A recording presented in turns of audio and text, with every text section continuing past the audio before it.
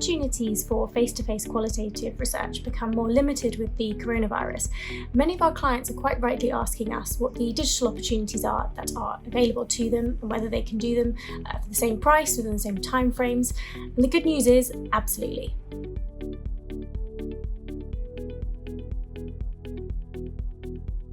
So when you can't bring your respondents together in a physical location, an online community is a fantastic way to bring respondents together to deliver insights fast.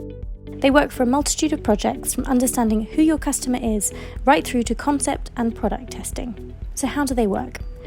Pre-screened respondents are invited to join a private online platform for anything from 1 day to 2 weeks. Each day they complete 20 to 30 minutes of activities which can range from discussing topics together, answering questions one by one, to filming responses, taking pictures, and marking up concepts and ideas. The key thing to remember about a community is that ongoing moderation is vital. All our communities include ongoing moderation to curate the conversation and to probe in detail, much as you'd have in a focus group. Many of the things you do in a focus group, like working out concepts and ideas with designers, are just as possible, if not better, in an online community.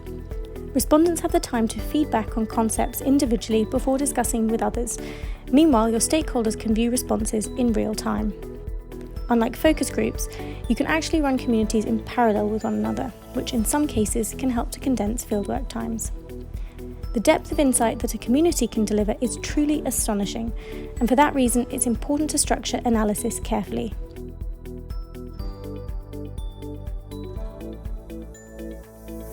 When travel restrictions are put in place and it's difficult to meet with respondents face-to-face, digital depth interviews are a fantastic way to overcome some of these challenges.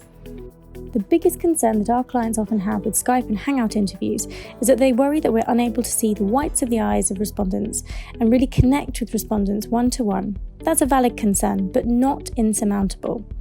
Where face-to-face interviews are preferable, say to explore a product or service at home or in the workplace, there are plenty of ways that one can do this digitally. That's because a digital depth interview doesn't just have to stop there. We'd recommend using digital depths as part of a broader set of tools to recreate the face-to-face experience, involving photo and diary tasks, for example, and other ethnographic techniques.